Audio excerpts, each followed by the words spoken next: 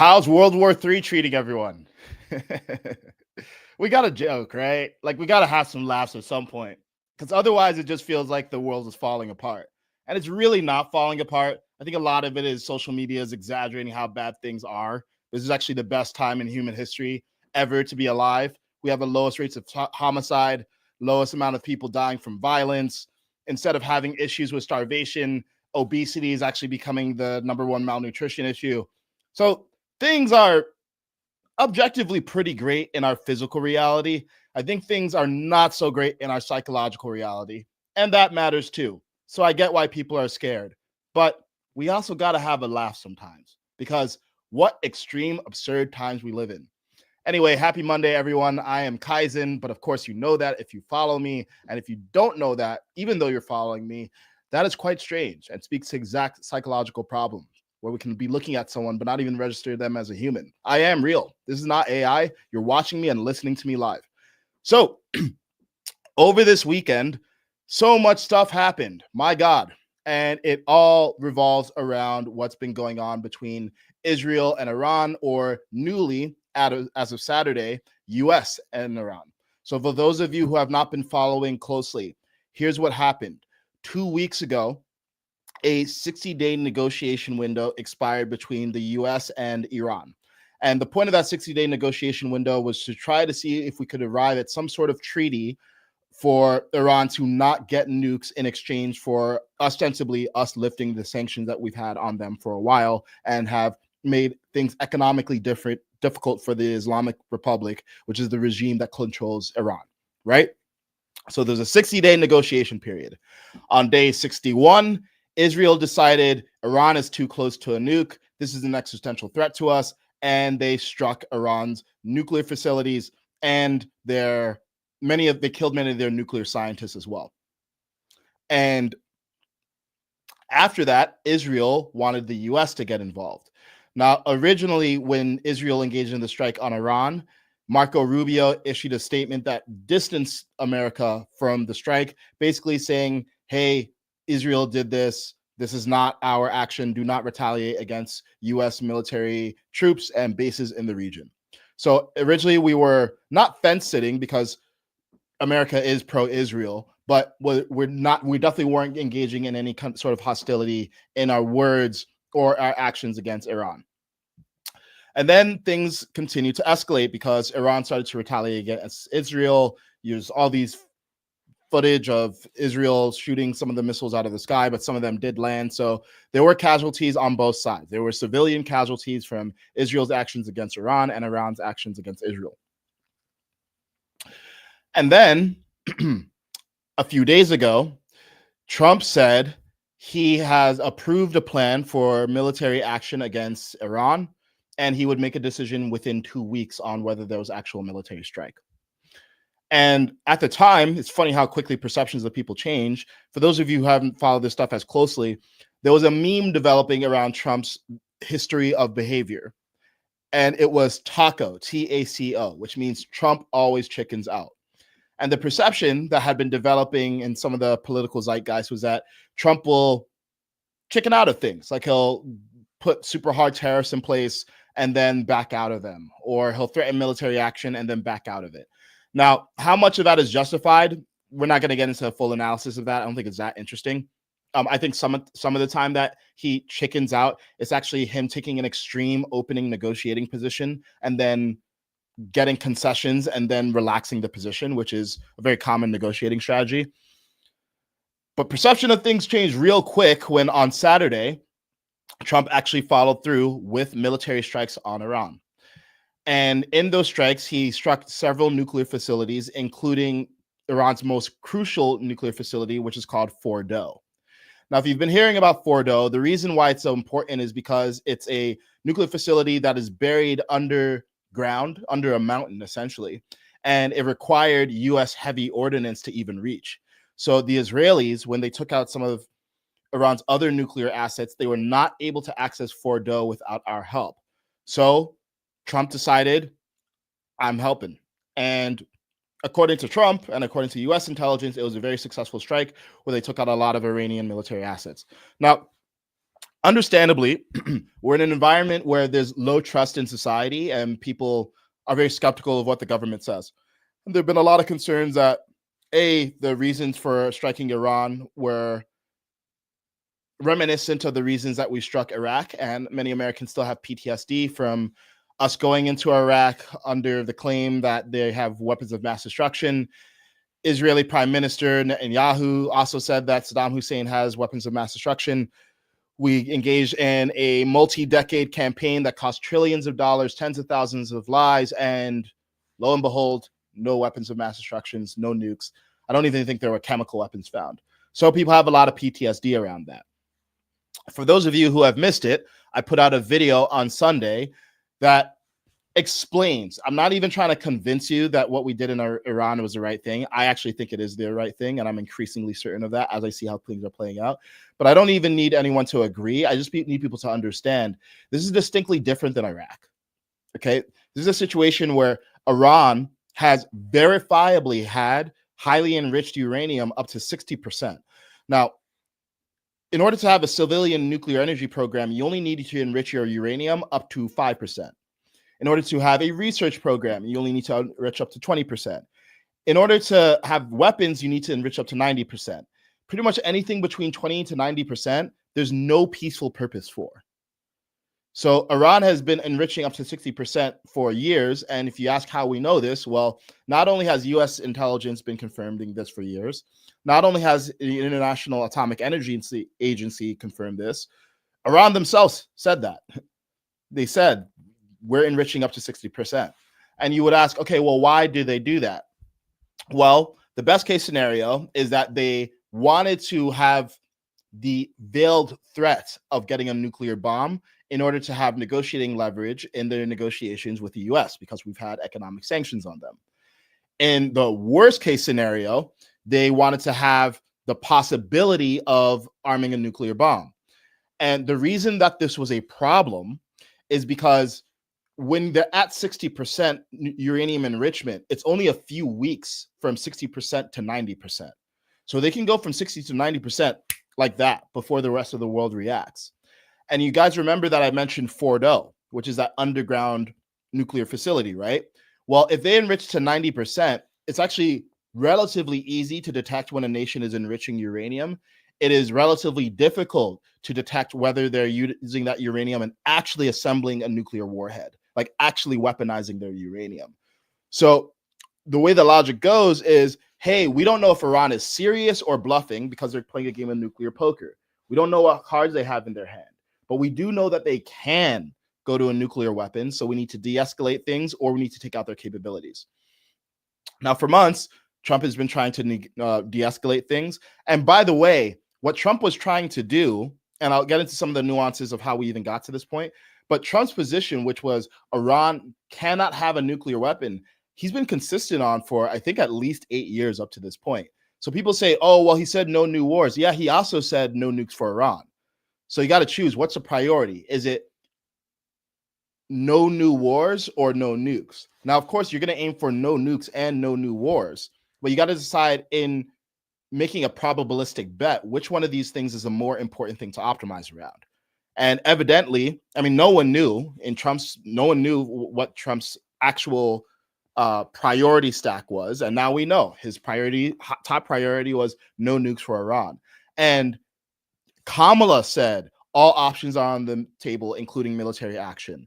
Biden said all options are on the table, including military action as a last resort. Obama said military action is on the table.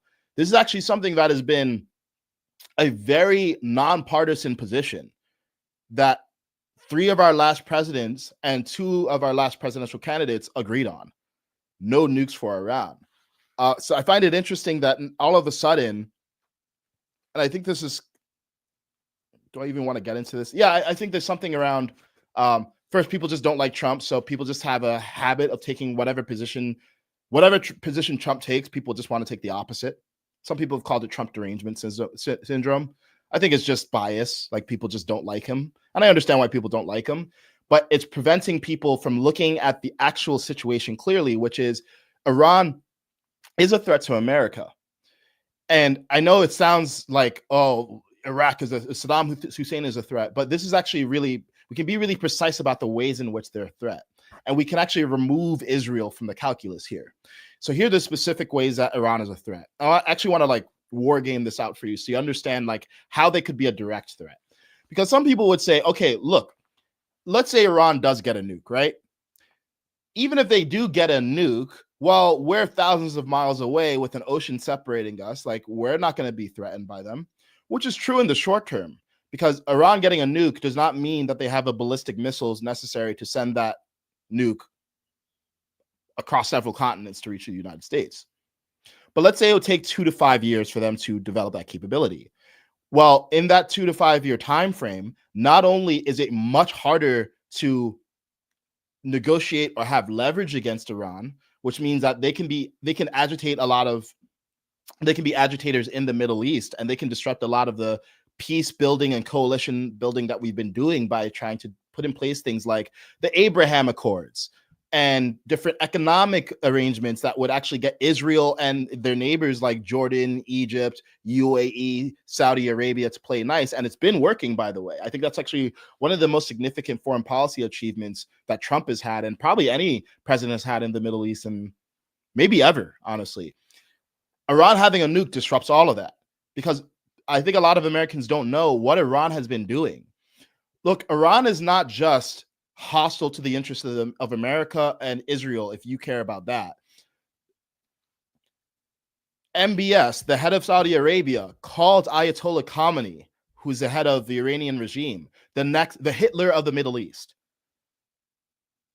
Okay, Bahrain and UAE have said, yeah, Iran is a destabilizing force in the region. Now, granted, they've also said they've been critical of Israel's actions as well. But there's very few people among Iran's neighbors who are actually very happy with how Iran behaves. So not only is there the domestic issues that they create in the Middle East, which affect the whole world, because a lot of our oil comes from Middle East, a lot of the most inflammatory conflicts happen in the Middle East. That's 2 to 5 years where now if the US wants to take action against Iran and they say, look, things have gone too far, you can't anymore, because they can threaten to bomb their local region with a nuke. They can say, hey, look, we're going to drop a nuke on, it doesn't even have to be Israel. They can say, we're going to drop a nuke on Saudi Arabia if the US attacks here. And then, yeah, in another 2 to 5 years, they could develop the ballistic weapons capabilities to actually send a nuke overseas to strike the US. So some people, they say things like, oh, we're not going to drop a nuke on LA or New York. Yeah, that's not going to happen in the short term. But do you see the domino effect? Do you see the domino effect of Iran? Once they have a nuke, you get a difficult neighbor.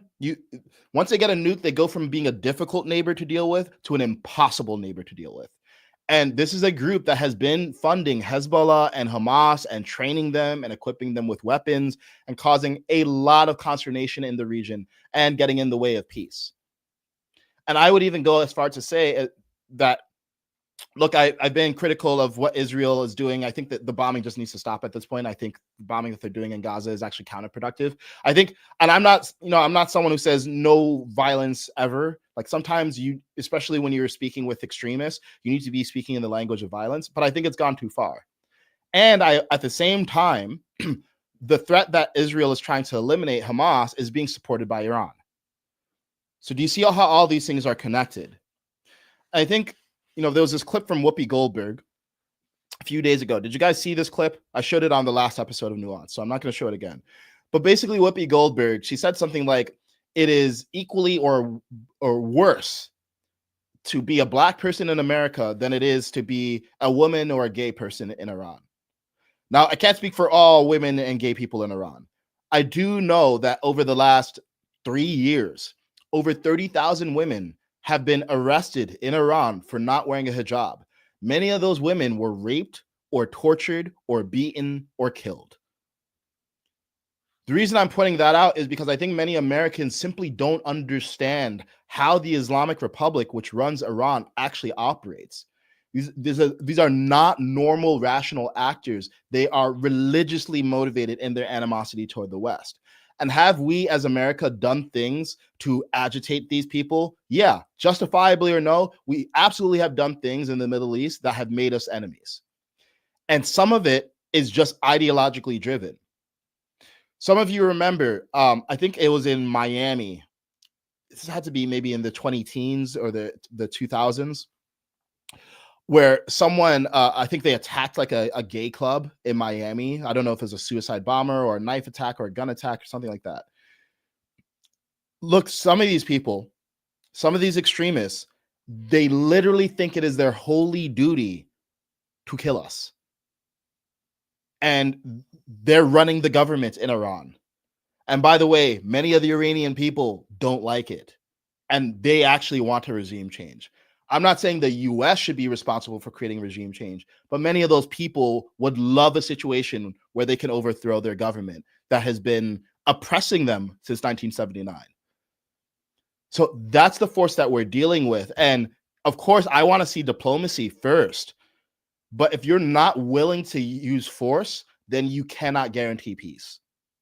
And it's easy for all of us to armchair quarterback and say, oh, well, it should be no new wars ever. Yeah. And sometimes the way that you prevent a war is through force. And sometimes you risk war to prevent war. Ironically, this is the calculus of violence. It's very unpredictable. And sometimes, yeah, you need to cripple the opponent so that they don't come back at you. And that's what Trump chose to do. And for those of you who've been following closely, I mean, 3 episodes ago, I said I was honestly unsure. I even said, hey, maybe I'm open to Iran having a nuke. Like, I really don't want World War III. And then I thought about it. And then I think Monday I said, no, I actually think we need to be willing to strike. And I'm surprised that Trump struck so quickly. I think it caught a lot of the world off guard, especially since he said that 2-week timeline. And now let's talk about what's been happening since then, because it's been a very, very eventful morning. So here's what happens.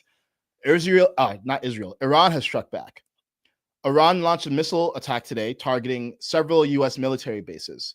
And the strikes were against a military base in Qatar and bases in Iraq. At least 6 short and medium range ballistic missiles were fired.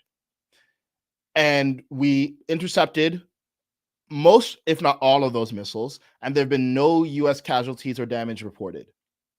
Now, here's where things got really interesting. So I want you to just have this little visual aid to follow along. This is the Reuters summary of what's been going on. Let's read it out to you. Iran informed U.S. via diplomatic channels ahead of attacks on Qatar base, senior regional source tells Reuters. Interesting. So that means that Iran actually told the U.S. through private channels before they struck back that they're going to strike back. Why is that? Well, I tweeted this when Iran started firing the missiles. My belief here is Iran has been really crippled by these attacks. First, the one from Israel, and then the one from the US. And it's been interesting as someone who's following this closely to see the Ayatollah on X, which is, can we just acknowledge how trippy it is that we can see world leaders talk during a military conflict about what they're going to do next if we just open our phone and look on social media? That's wild to me. So yeah, Ayatollah Khamenei has an X account, and he kept on making these threats on X. Like, he made a threat that tonight there's going to be a surprise that echoes throughout history that the world will never forget. Nothing really happened. Threats of retaliation, nothing really happened. Now, they did retaliate against Israel to a degree, but it was nowhere near the level of damage that Israel did to Iran. So reading in between the lines, it looks like Iran was not prepared for this conflict, not prepared for the strike by Israel, not prepared for the strike by the US, is on the back foot, or maybe that back foot is even straight up broken. And they did not have the military capability to respond in kind. But they got to do something, right? Because if they don't respond at all, what happens? Well, one, it signals weakness to the world that they can get attacked and not strike back. And two, maybe just as importantly, it signals weakness. It signals weakness to their own people. And keep in mind, this is a regime that back in 2022, while people were protesting against the treatment of women in Iran, the Islamic Republic literally shot and killed protesters, hundreds of them. They fired live ammo into a crowd to suppress it. So this is a regime that maintains power through force. It's a very brittle form of power. But they're in a position where, even though these are theologically motivated extremists, I think every human being, they have some rational self-interest at bottom. So Iran has to recognize, hey, look, if we have a disproportionate response, remember, US did not target Tehran or civilian infrastructure. We targeted nuclear facilities. You might still think that's wrong, but we did target nuclear facilities and military infrastructure. Well, if Iran starts, I don't know, activating sleeper cells in the US to start suicide bombing or something like that, then they're inviting an overwhelming response from the US that will mean the end of the Islamic Republic. Because look, they're not Iraq, but they're also not the US. They can't handle a toe-to-toe conflict. So in my view, what Iran actually calculated, and by Iran I mean the Iranian regime, calculated is, hey, we need to have a response that is a symbolic response. We don't want to kill any US soldiers, because if we do kill any US soldiers, we're going to be met with a fatal response. And I think that's been borne out, actually, not just in additional reports like this one from the New York Times, which says Iran coordinated the attacks on American airbase in Qatar with Qatari officials and gave advance notice that attacks were coming to minimize casualties, according to 3 Iranian sources, Iranian officials familiar with the plans. The officials said Iran symbolically needed to strike back at the U.S., but at the same time carry it out in a way that allowed all sides an exit ramp. They described it as a similar strategy to 2020, when Iran gave Iraq a heads up before firing ballistic missiles at an American base in Iraq following the assassination of his top general. The top general they're talking about is Soleimani. I believe that not only is this symbolic, it is the precursor to them entering diplomatic negotiations again. And it appears, early signs, fingers crossed, that that is true. Okay, let's check this out. This is from Sky News. Now, I'm not sure how reliable Sky News is as a source, to be fair. But this is the latest update that we have from that, which is quotes from the Iranian regime saying they're going to continue retaliation, because of course they need to say that, because if they say, hey, okay, we completely give up, they lose leverage in negotiations. But they've also said that a senior Iranian official told Reuters that Tehran will continue its retaliation in response to U.S. strikes over the weekend. He also said that Iran has the necessary rationality to begin diplomacy after punishing the aggressor. Okay, so, I mean, look, to me, that's basically them admitting they lost. Because if you're back channeling the fact that you're going to respond so that no U.S. casualties happen, you're more interested in the show of force than the lethality of force. And of course, they're going to say they're going to continue the retaliation, because if it's just like them having 60% enriched uranium. If you don't have 60% enriched uranium, then you lose one of the strongest cards in your hand. But it's a dangerous card to play. It's like a joker or something, because they found out what happens when you try to play that card. Eventually, other people get fed up and they feel like you're not negotiating in good faith, and they just strike you and take out your nuclear facilities. And remember, this is for all the issues that we have in the U.S., I don't think people realize how great it is. Like, no, we do not have our own government killing its citizens. Like, imagine the Black Lives Matters riots and the LA riots and peaceful protests over illegal immigration. That can't happen in Iran. You don't get to do that. Okay, so this is a regime that relies on projecting power at all times. But I think if we read between the lines, it looks like they're not in a very powerful position right now, and they know it. Now, there's some other variables here. For example, I believe China and Russia have both condemned the U.S. action. My personal belief is they're not going to get involved. I don't think Iran has made any strong friends, domestically or globally. I think it says something that they operate through proxies that not just America and Israel consider terrorists, but Saudi Arabia and Qatar considered terrorists. And by the way, the brand of Islamism, actually, you know what? Quick nomenclature clarification. People conflate Islam with Islamism. They're not the same thing. Islam is the religion. Islamism is a worldview that asserts that the political state should be the religious state. And it's extreme Islamism, like we see in the Islamic Republic, is actually banned in the UAE. And I think it's banned in Saudi Arabia as well. They look at that like, no, no, no, those people are crazy. We don't want that here. So I think it's very easy from a Western perspective to lump it all together. It's not the same. I mean, Islam is the biggest religion in the world. The vast majority of these people are not extremists. The Islamic Republic is a particularly virulent strain of Islamism.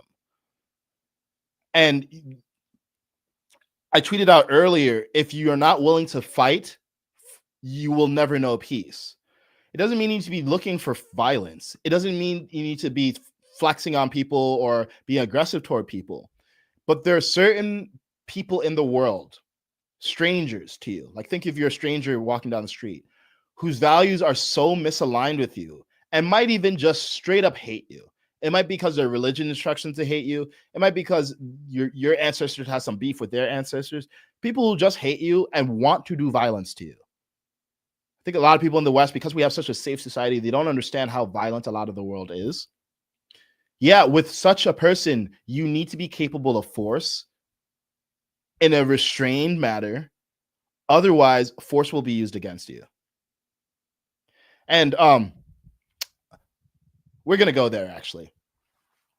I think there's a I think men tend to understand this more because violence is a very masculine thing.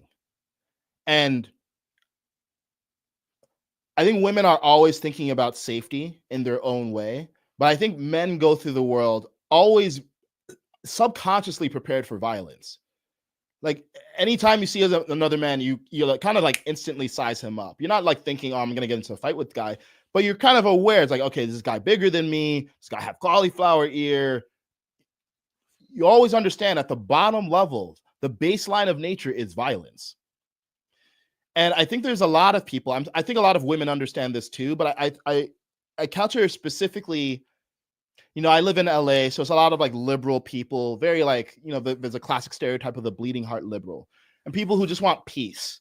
And I have a lot of very hippie friends who just want peace. Like, why can't we all just get along? Well, the reason we can't all just get along is because not everyone wants to get along. So with the people who don't want to just get along, you need to be capable of enforcing violence if you met with violence so that they're forced to get along.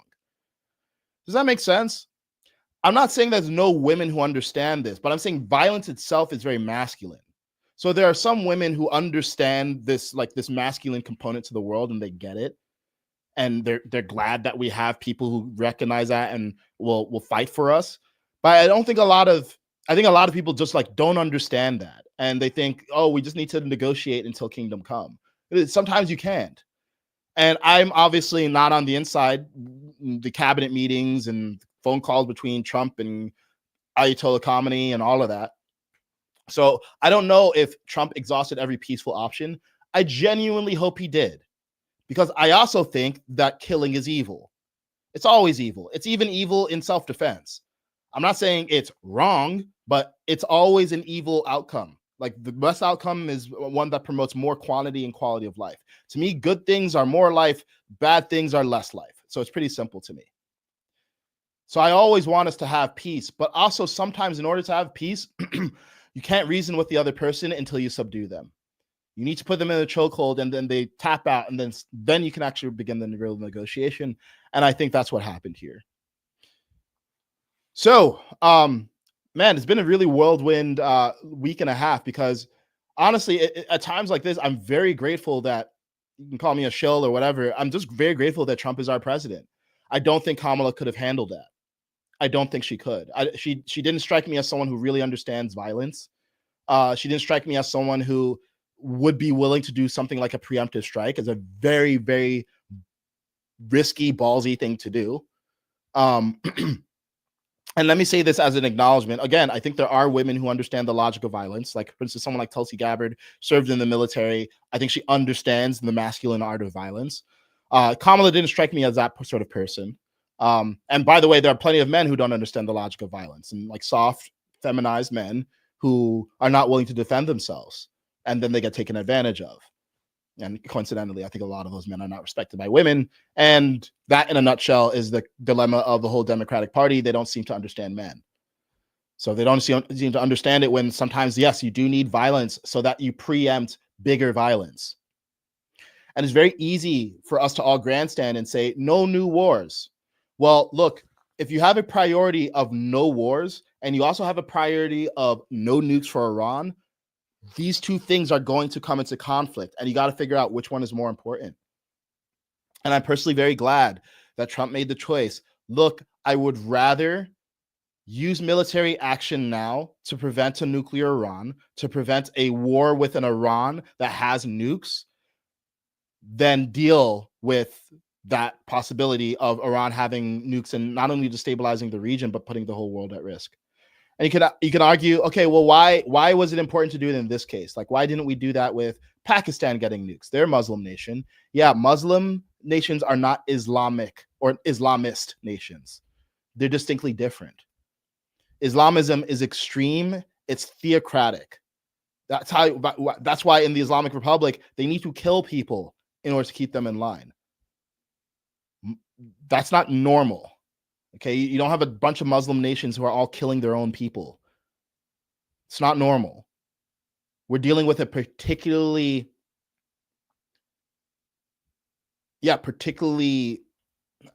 alien. I mean, I think a lot of people, they like project a Western mindset on what's going on there, and it's very much not a Western mindset at all.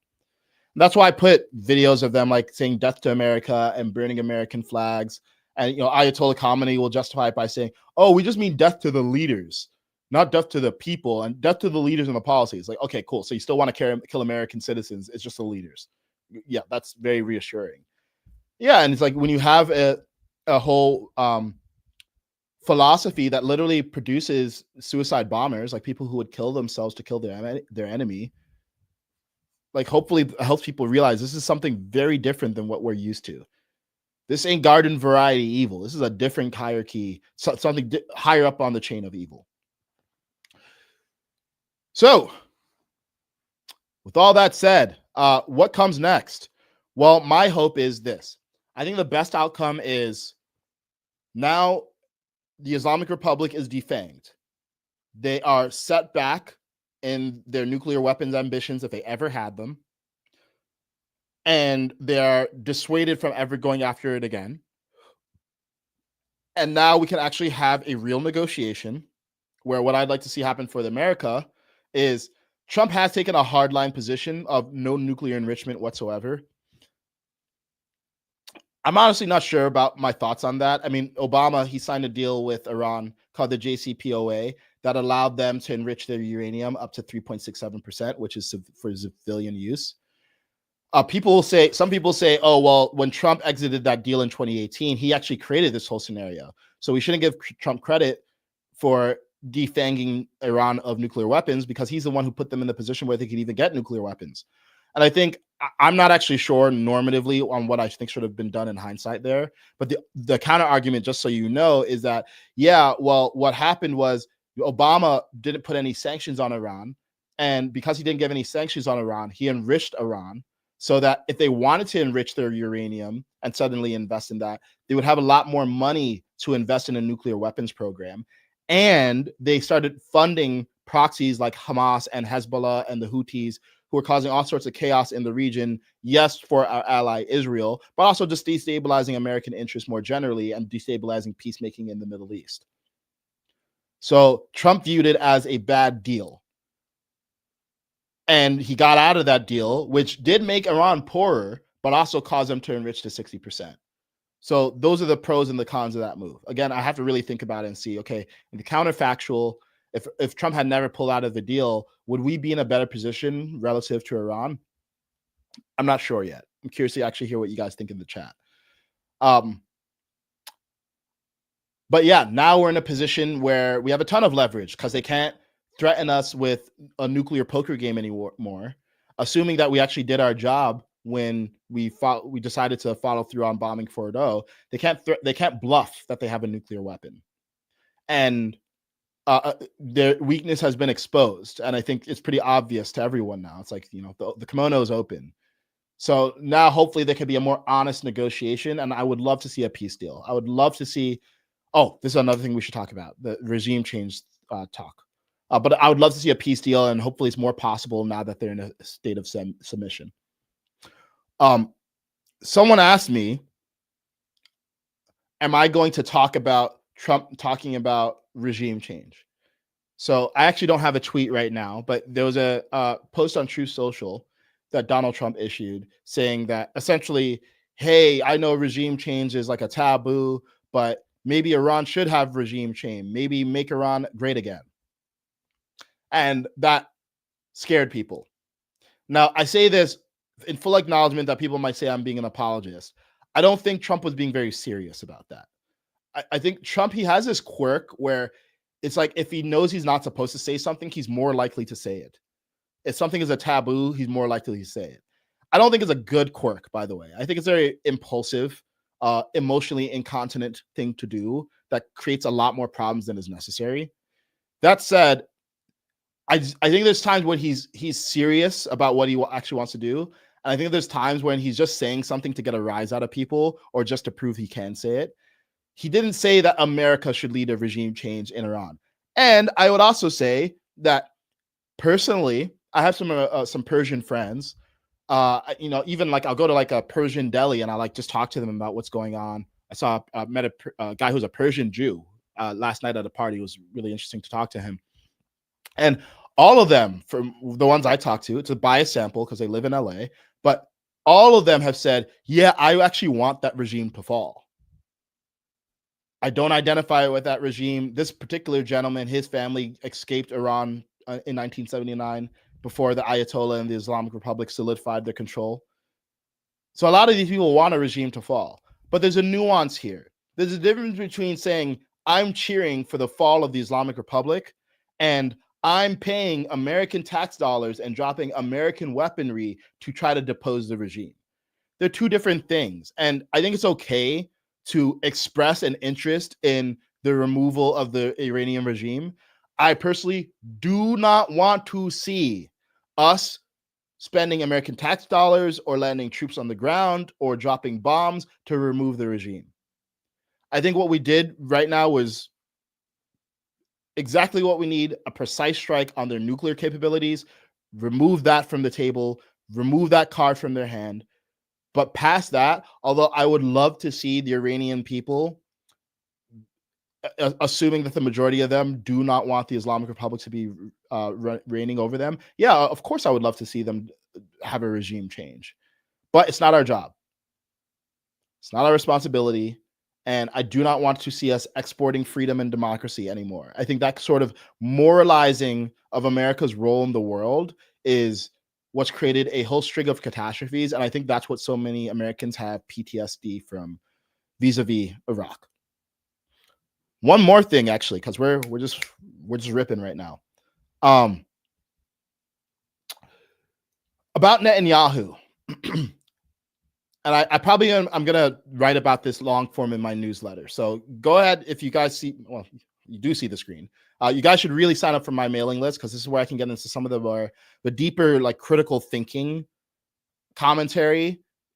It's not because some of this is about, okay, what should we do? Should we bomb? Should we not bomb? That's all policy stuff. But it's more about like how we think about problems is really important. So I think a lot of the critical thinking around Netanyahu has been very emotional and not very logical.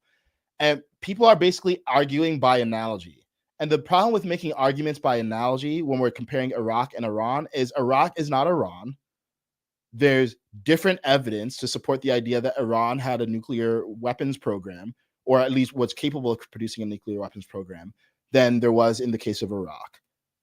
It's very different scenarios. And we shouldn't just say, oh, we made a mistake in Iraq, so we can't do anything in Iran. And anyone supporting action in Iran is making the same exact mistake as Iraq.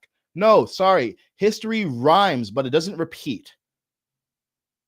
It rhymes, but it does not repeat. So we need to look at, okay, what's in common and what's different.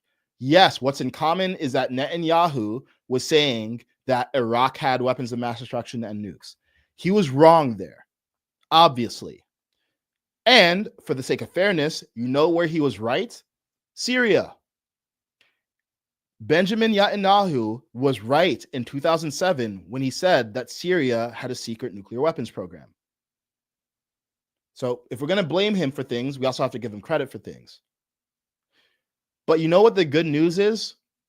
Me personally, I don't trust Netanyahu, and I don't need to, because we had plenty of objective facts that were not coming to us through Netanyahu, that were coming to us through the International Atomic Energy Agency, saying, hey, we cannot provide assurances that Iran's nuclear program is peaceful. That's what the IAEA chief said. I think it was in the last 30 days even. We know that the IAEA did an inspection in 2023 and found particles of uranium that were enriched to 83.7%, very, very close to 90%, which is the threshold for weaponized uranium. We know these things for a fact. We know for a fact that there's no peaceful reason to be at 60%. And I see a lot of people not engaging with the objective facts and instead making subjective arguments about Netanyahu. I don't care about Netanyahu. He's not my elected leader. I don't take my guidance from him. I don't need to. We have verification from all these different sources.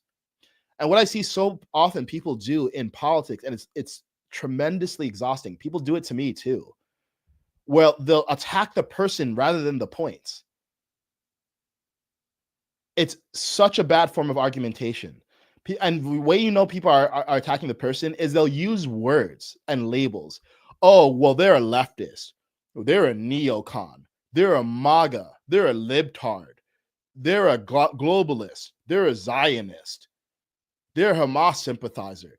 None of these are actual engagement with points. All of them are labels and attacking the person rather than the points.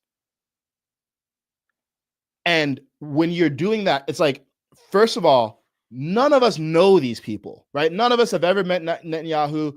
Probably none of us will ever meet Netanyahu. I don't know him. I don't know Trump for that matter. That's why I try as much as I can to focus on what people are saying and how much corroborating evidence I have to support their claim versus how much disconfirming evidence I have against their claim. Simply calling someone a label is not a good form of argumentation. It's basically name calling. What I see in politics is basically juvenile kindergarten. I'm labeling the argument, but so let's not do that. But it's the same kind of argumentation that people use when they are emotional and they actually just want to hurt someone's feelings. It actually shuts down critical thinking and discourse. It's like, oh, well, this person's a neocon, so you can't trust anything that they say. They can never be right about anything. And by the way, I watched that Tucker Carlson Ted Cruz debate. I didn't like that Ted Cruz, part of the reason he supports Israel is because his interpretation of the Bible, I guess, impels him to support the modern political state of Israel and the government's actions. Like, to me, I was like, nah, I don't like that. Like, I don't like that he committed his platform to defending Israel. No. Your platform should be defending America. If defending America incidentally means defending Israel, awesome, but you shouldn't be out here as an elected senator from Texas making your platform about defending Israel. I don't like that. And it doesn't mean that he's wrong about whether the US needs to intervene in Iran to protect US interests. That's what nuance is. You can even dislike someone and recognize the merits of their points. We need to be able to separate our personal feelings about someone from the quality of the merits of the points that they're making. It's a really, really, really difficult, like when we engage with labels and grand psychological assessments of people and we engage with that, it actually makes further conversation really impossible, because now we're having a conversation basically about your feelings about a person that you haven't met and don't know, and your assumptions about what's going on in their head, rather than the merits of what they're saying and whether there's more data external to them to confirm what they're saying. Does that make sense, guys? So this is what nuance requires. I have people say stuff like, sometimes I'll tweet something like, oh, this feels like, I don't care what it feels like. Let's talk about what it is. We should not be reasoning from our feelings. Our feelings are so susceptible to cognitive bias and logical fallacies and misinformation and lying to ourselves and insecurities and tribalism. Respectfully, feelings are relevant because everyone has emotional goals in their life because everyone wants to feel good. But in order to actually create a life that feels good, you need to make logical decisions. Logical decisions support emotional ends. Emotional decisions undermine logical ends, or undermine emotional ends for that matter. So we need to do the hard work of actually thinking. Thinking is actually hard. It requires energy, literally. Have you guys heard those studies of like how much energy and how many calories chess grandmasters use when they're in a long game of chess? Yeah, because thinking requires a lot of energy. I get why people don't do it, but we need to override our proclivity to just jump to whatever conclusion is emotionally supported in our body, and instead stop, slow down, look for evidence, against our beliefs and for our beliefs, have the humility to recognize there's a lot more that we don't know than we do know, recognize that just because we're getting some information doesn't mean we have the whole picture, and apply reasonable evidence-based conclusions as best as we can without reference to labels, without calling people names, without dismissing people or calling people traitors or telling people they hate America and all this stuff. It's so exhausting. Guys, aren't we all tired of this? It's honestly so exhausting. Lately, I look at my phone sometimes. I get so many notifications these days. It's really overwhelming. And it's like my brain, like, because I'm scanning through literally thousands of comments, it's like I'm very attuned to emotional language. It's like the moment these days that I see someone using an emotional term or label, my brain is just like, okay, I'm not even gonna pay attention to what you're saying, because I can already tell you're not actually committed to nuance and critical thinking. You're committed to venting your emotions on the internet. And look, do whatever you want. Like, I don't think everyone here is like, obviously everyone here is not like trying to make a career out of this like I am. But just recognize where you're coming from. It's like, are you actually like seeking the truth, which is really hard to get to, by the way, really hard to get to, especially when you're relying on secondary sources, which 99.9% of us are doing 99.9% of the time. Like, we're reading the news, we're reading what someone else told us is going on, and we're trying to make sense of it. That's what's happening. We're not actually directly experiencing a lot of this stuff. I've never been to Iran, never been to Israel. Actually, would love to visit both. Never been to Gaza. Would love to visit that too. See what's going on. See if that ever happens. But yeah, ultimately, we're all trying to make sense in a very confusing world. And if we had more compassion for ourselves and the fact that, yeah, I'm going to be wrong a lot, and therefore I'm going to expect others to be wrong a lot, and the only way we can arrive at a coherent sense of reality is together, then we can actually have a productive dialogue rather than having diatribes and fighting constantly. So, not sure how I got on my high horse there. I'm going to get off in a second and I'm going to read the chat and see what you guys are saying. But I just really wanted to say that because, look, very soon we're not going to be talking about Iran and the US anymore. If things go well, we're not going to talk about it, hopefully, ever again. But there will be another controversy. There will be another crisis. They're going to get more confusing, more voluminous, more frequent, until we actually learn what I think God is trying to have us learn, which is look within. Because we keep on looking outward and we keep on saying, oh, they're the problem, they're the enemy, and we don't see the enemy that's within us all. And until we take responsibility for our own healing, for our own hatred and animosity, and our penchant to dehumanize people and be not compassionate and to just glom on to the first conclusion that we draw, yeah, we're going to keep on having conflict. It's just going to be conflict whack-a-mole. So anyway, now let's read the chat. See what you guys are saying. And a brief plug. So if you like my thoughts and you would like to also read my thoughts and not just go on X, because, on X, you're getting like piecemeal versions of my whole worldview. Really encourage you to sign up for my mailing list. It's where not only do I write essays talking about some of the things that I'm talking about on stream, but in a way that's like easier to follow because you can really take your time and digest it. I offer critical thinking tips to help you become a more clear thinker. And I think if you're a clear thinker, it helps you become a clear communicator because these things are intertwined. And I also host private events sometimes, like Zoom Hangouts for my subscribers. So I announce it on Substack on my mailing list when I do that.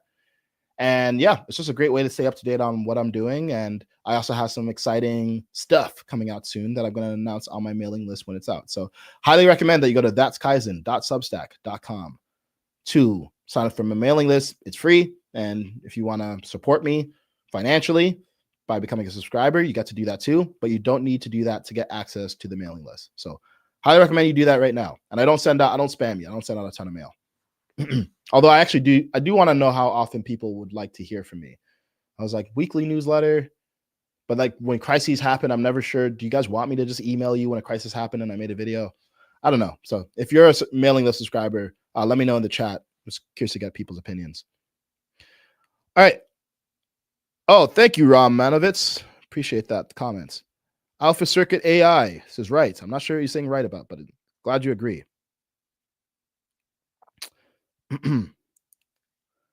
Kent Bickle says,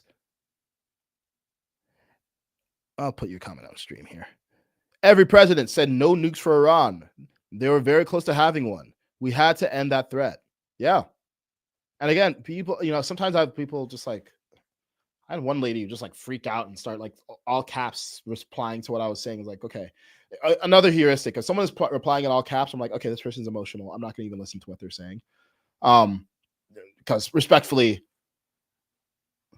I got limited time on this planet, and I want to give as little of that time as possible to people who are just being emotional and hostile in their commentary on the internet. But someone was saying, well, he said no new wars. He said no new wars. Yeah. And he also said no Iran with nukes. Maybe some people, if you were president, you would say, let Iran have a nuke. I don't even want to risk a war. Okay. Own that though. Own what comes with your decision, because a decision, the word decision actually comes from the Latin root decidere, and de means off, cidere means cut. So to make a decision is to cut off. So what Trump chose to do is he cut off the possibility that Iran gets a nuke, but that means you're accepting the possibility that you start a war. So if you're going to critique what Trump is doing, that means you have to be okay with the possibility that you cut off the possibility of war, or at least a war that you start, but you're accepting the possibility of Iran getting a nuke. And I did see a question in the chat about like, why can't Iran have a nuke? Why is it okay for Israel to have a nuke or America to have a nuke? And I'll talk about that in a second, because it's a great question. There's a double standard, or at least the appearance of a double standard, depending on what the standard is. So we'll keep on talking about that. Great comment, Kent. Oh, great. So Alpha Circuit AI says, I just don't understand a thing. Why the Iran can't have neither one nuclear bomb, but USA and Russia can have 5,000. Okay, great question. And thanks for asking it. I can tell you're sincerely wondering rather than like using it as an attack, which I love. That's how we have real quality conversations. Okay, so I will give you, we're just going to be super straight up, okay? I'm going to speak descriptively about what the logic is, because I think people are just like not saying it because it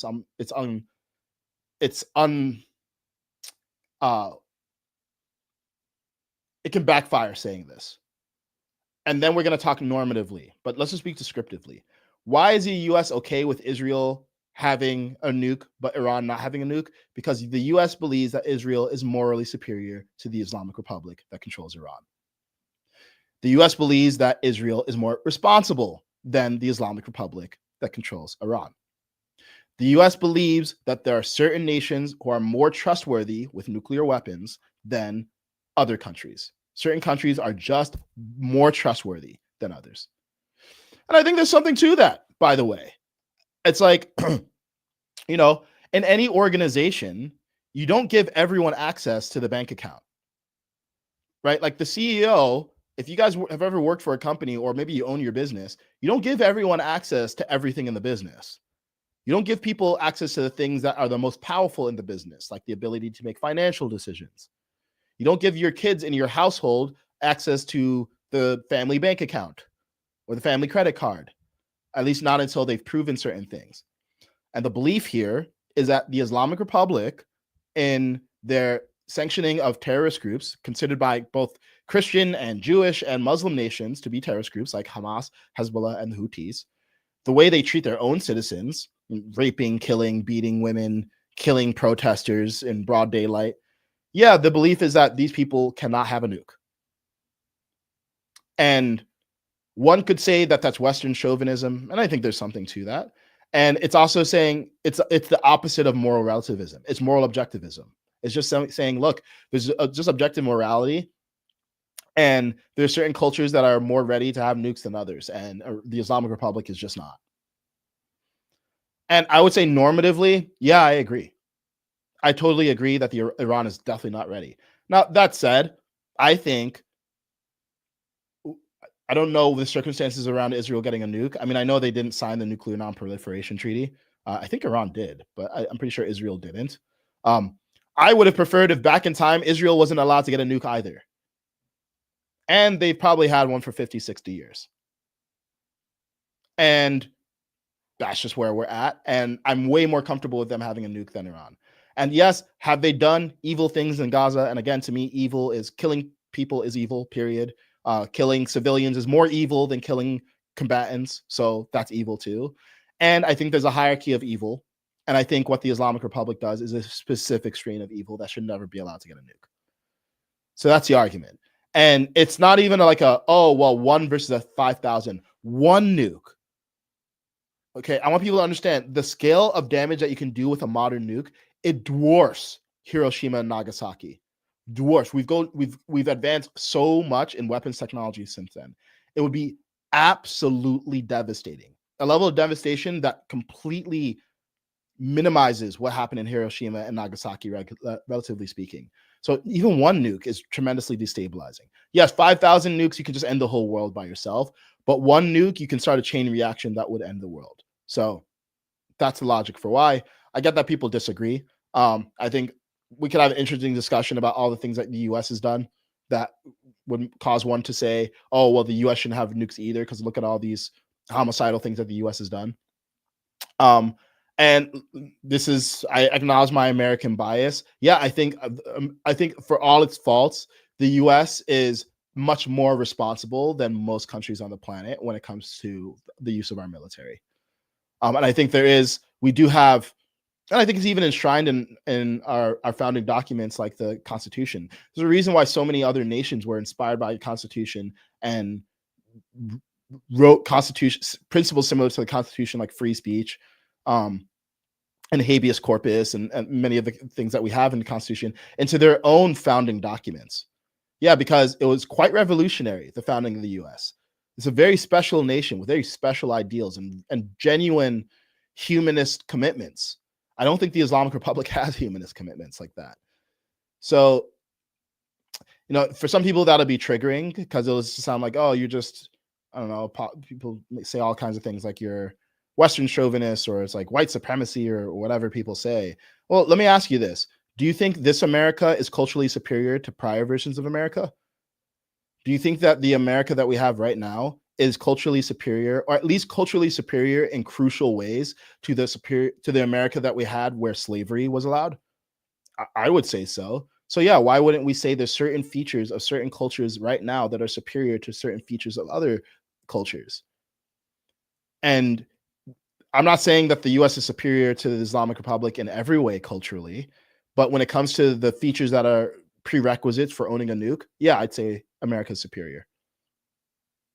So that's it. And then strictly from a practical standpoint, I think America believes that we could keep Israel in check and not using a nuke much more than we could keep the Islamic Republic in check. So that's another argument there.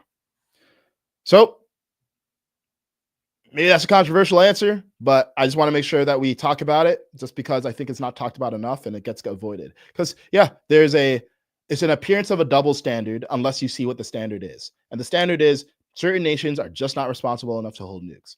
Like, I don't want the Democratic Republic of Congo, where they're in a constant state of war internally and have all sorts of, a lot of African nations, like, they still have genocide and slavery to this day. It's like, yeah, I don't want to give nukes to some of those countries. So you can call it not fair. I call it actually being fair, if you're honest about what the standard is. And if we look at it, it's like, yeah, not every nation gets treated equally. Not every nation is on the United Nations Security Council. Not every nation has veto power on the Security Council. And I think moral relativism really, it always sounds nice because everyone wants to be treated equal. Yeah, everyone's equal in dignity. Every human life is equally important. I believe that when we take a life of, I don't know how much collateral damage there was. That's such a euphemism, right? But I don't know how many Iranian people were potentially killed when we dropped nukes on or not nukes, God forbid, when we dropped bombs on Iran's nuclear facilities. Every one of those lives is just as valuable as an American life. So we're not talking about people's worth. We are talking about culture's readiness for that level of power. So that's the view. Really curious to hear what you guys think of this.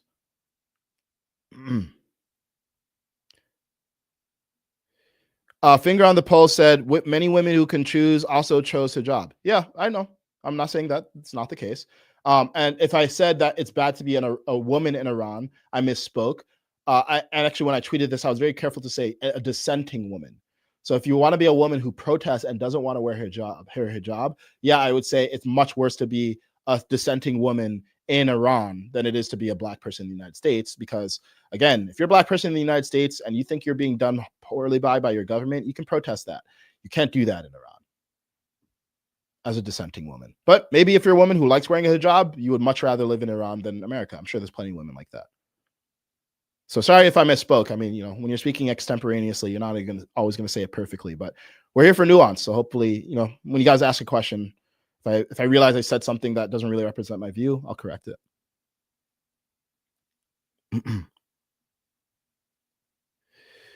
Someone said weird segue. Yeah, well, I'm doing my best here. And I'm just speaking extemporaneously, so there's no real script today. I'm just speaking about what comes up. Thunderstorm says, I like your lives on the X platform. Thank you. Love that Darlin American says, in such turbulent times, I can actually listen to you and feel relaxed. Social media is stressful. Glad to hear that. Yeah. I want you to feel relaxed. I don't want you to feel like, this stuff is serious, but we don't need to be more stressed than is necessary. Especially because, I don't know, maybe everything was going to be okay. I mean, I don't know what's happened in the last hour since I've been live streaming, but things were trending in a positive direction. It looks like they were de-escalating. So if you knew that things were going to be okay in the future, wouldn't you want to just feel okay now? Okay, so if you don't know if things are going to be okay in the future, there's two possibilities. Either you get to the future and it sucks, but then you were stressing the whole time before it sucked, and you didn't get to enjoy yourself in the present while it didn't suck. Or you get to the future and it's great, and there was no reason to worry. So you didn't waste any time beforehand worrying. So I want people to understand what's going on, but I want people to understand what's going on so that they feel more empowered and hopefully safer, not so that you're freaking out and scared that the world's going to end.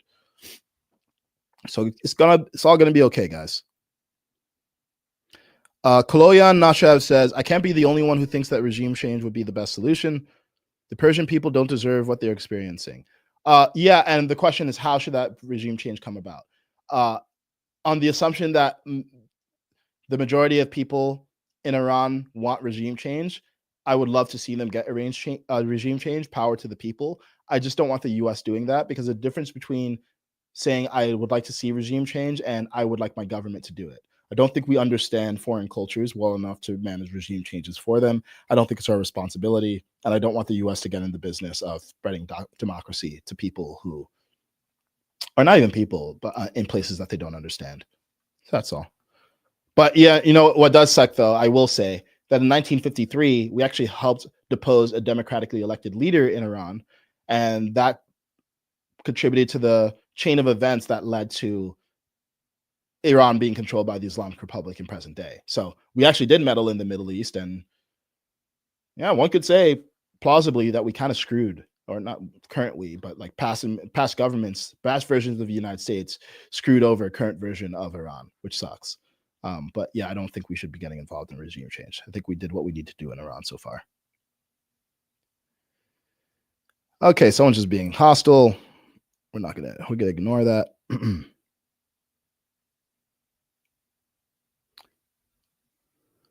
Let's see. Oh, thank you, Sharon. We'll see if I ever get into politics.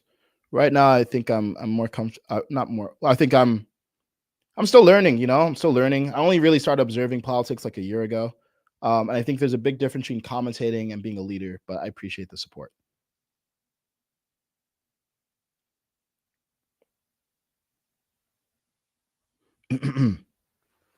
And yeah, people say like no war. It's like, okay, well, Sometimes you need to have a conflict to prevent war. And what does war mean? Does no war mean no military action ever? Does it? I don't know. Like to me, I'm not someone with responsibility in making the calls. I recognize I have influence. So if I say certain things that are supportive of military action, it's like, yeah, I'm just giving you the most rational take and hopefully the most rational take I can. And hopefully we should be able to reason about it impersonally. It's like, I'm just providing an opinion, just like everyone else on the internet seems to provide an opinion. So when I say it's like, someone said, oh, well, you're not active duty. Yeah, I'm not active duty. By the way, I am a man. So if there is war, I can get drafted.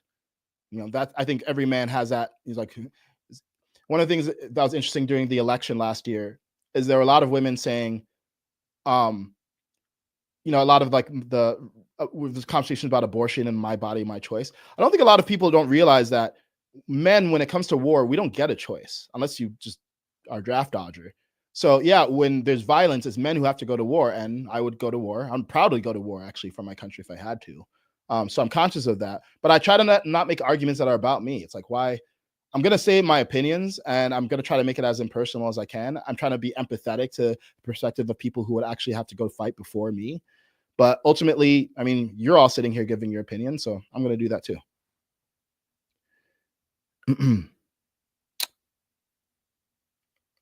Okay, let's see.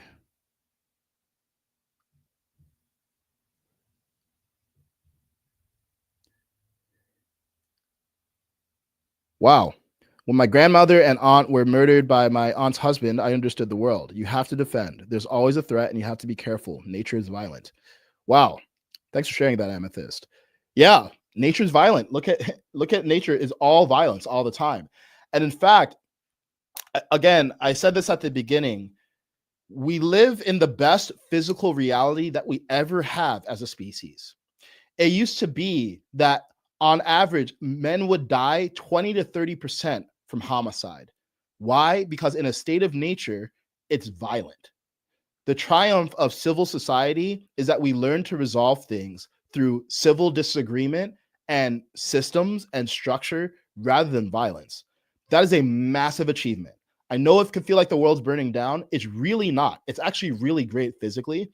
I think psychologically, this reality is very challenging for us, though. And we actually have more problems of abundance and problems of freedom that require us to take more responsibility in that state of freedom. But we used to have a lot less.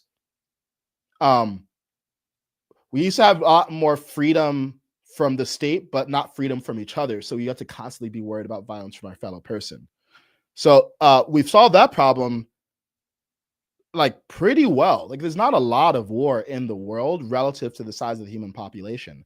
But yeah, we always need to be in touch with the reality that violence underpins all human interactions at the bottom. And yeah, sometimes you need to have a little violence to avoid a big violence. And when people say stuff like no war ever, I think that sounds good, but it's like, okay, in practice, what does that actually look like? Does it look like talking through everything? Because not everyone wants to talk. Not everyone wants to talk.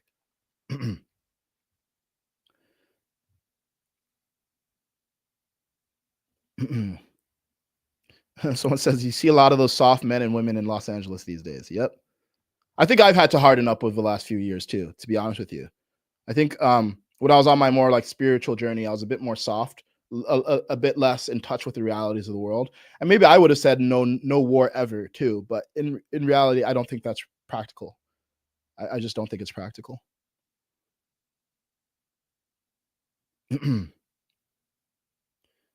Okay. Man, I always want to do these for just an hour, and then I have so much fun, and I go for over an hour, and then like I got other stuff I got to do, guys. So let me see. All right, we got a thoughtful comment from Sarah here. We're gonna put that up. Uh, is this too big though? Yeah, that's huge. Whatever. I really like Kaizen's talks. I think he has good reasoning and explains things in plain English to make it understandable, but the Islamic Republic has never been trustworthy and never will be. Obama's deal was not something that they would have followed. I do think regime changes are needed in Iran, but not through American boots on the ground. Maybe Reza Pahlavi can help do it. They'll have to figure that out. I also think that too many people in America have bought into the notion that, oh, your comment's long, so I'll read out the rest. Oh, I can't see the rest of your comment. Oh no, it's such a great comment, Sarah. Well, I agreed with everything I was able to read, but unfortunately, your comments too long for me to read on stream. So I'm sure the rest of it was equally intelligent.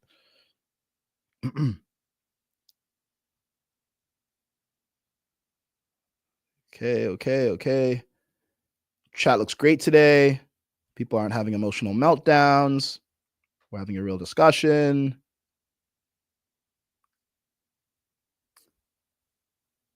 Great. Guys, I think that's it for me. I'm a bit tired now. A lot of talking. Thanks everyone. It's what is it? What am I feeling right now? I'm feeling hopeful. I know it's a weird thing to say coming off the back of the last few days. I actually think Trump really handled this very, very well. And this is the first time that I've really followed a militarized conflict from start to finish very closely, like to the minute updates on X, and like really forming my own view. And I saw how complicated it was, and I was like, damn, I see why this guy's a top dog. Honestly, this is really, really complex, and I wasn't sure of what to do. I'm sure there were points where he wasn't sure, but I think he made the right decision. Obviously, things are not over, but as of about 70, 90-ish minutes ago, it looked like things were de-escalating. So let's pray for peace, hope that things continue to de-escalate. And in the meantime, the best thing that we can all do is don't panic. We're all going to be okay. We got this far as a civilization. I think we have a lot further to go. And the way that we can get there is by committing to being humble in our own opinions, honest about what we think, while not being attached to what we think, understanding of different perspectives, not demonize, not engage in binaries of good and evil. We all have a degree of good. We all have a degree of evil. And the goal is to move more toward the good and less toward the evil in ourselves, while encouraging other people to do the same. So thanks for watching. I'll be back on Wednesday at 1 p.m. Pacific for another episode of Nuance Live. Until then, take care. Love each other. I love you. Goodbye.